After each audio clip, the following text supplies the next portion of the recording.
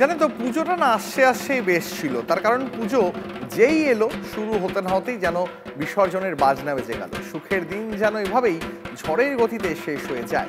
এই মুহূর্তে আপনাদের একসঙ্গে রাজ্যের নানা প্রান্তের ছবি দেখাচ্ছি। শোভাবাজার রাজবাড়ি, বেলুর মঠ এবং কামারপুকুর তিন জায়গায় নবমীর পুজোর ছবি দেখাচ্ছি। এর পাশাপাশি এই মুহূর্তে ঠিক কি কি চলছে সেটা জানাতে আমাদের চার সহকর্মী এই মুহূর্তে আমাদের সঙ্গে রয়েছেন। পিসিআরকে বলবো এক এক করে প্রত্যেকে স্ক্রিনে দিতে।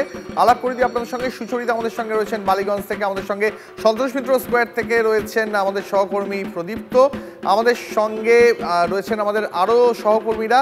আমি সবার কাছে যাব, তবে শুরুতেই আমি একবার প্রদীপ্তর কাছে যাই। প্রদীপ্ত সন্তোষ মিত্র স্কোয়ার থেকে রয়েছেন, সন্তোষপুর থেকে সুচরিতা আমাদের সঙ্গে রয়েছেন, মুর্শিদাবাদ থেকে কৌশিক আমাদের সঙ্গে রয়েছেন, আমাদের সঙ্গে রয়েছেন আশিক আমাদের আরও এক সহকর্মী। যেমনটা বলছিলাম শুরুতেই প্রদীপ্তর কাছে যাই, কারণ প্রদীপ্ত দাঁড়িয়ে রয়েছে সন্তোষ মিত্র স্কোয়ারে।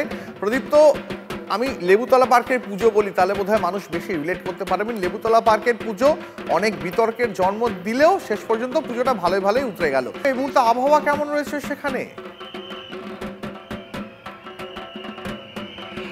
দেখো, এই মুহূর্তে আকাশ কালো হয়ে রয়েছে, মাঝে মধ্যে দু এক ফোঁটা কিন্তু বৃষ্টি পড়ছে।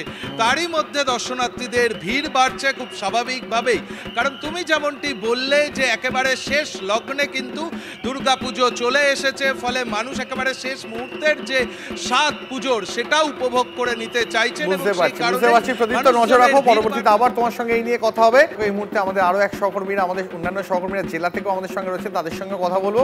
আশিক আমাদের সঙ্গে রয়েছেন হুগলি থেকে। আশিক, যেখানে রয়েছে সেখানকার পুজোর ছবিটা দেখতে চাইবো। একই সঙ্গে যারা দর্শনার্থী আসছেন তারা কি ওয়েদার খারাপ হওয়ার আগে, ঝড় বৃষ্টি শুরু হওয়ার আগে একটু তাড়াতাড়ি ঠাকুরটা দেখে নিতে চাইছেন, যদি কথা বলা সম্ভব হয়? দেখো, তোমাকে প্রথমেই জানাবো শুভ নবমী, এবং দেখানোর চেষ্টা করব এই যে শেষ মুহূর্ত, অর্থাৎ সন্ধ্যা হয়ে গেছে, তার মধ্যেই কিন্তু আমরা কিন্তু রয়েছি এখন চুঁচুড়ার আজাদ হিন্দ ক্লাব, এবং তোমাকে নিয়ে যাব 5000 বছর পুরনো একটা সভ্যতায়, সিন্ধু সভ্যতার মহেঞ্জোদারোতে।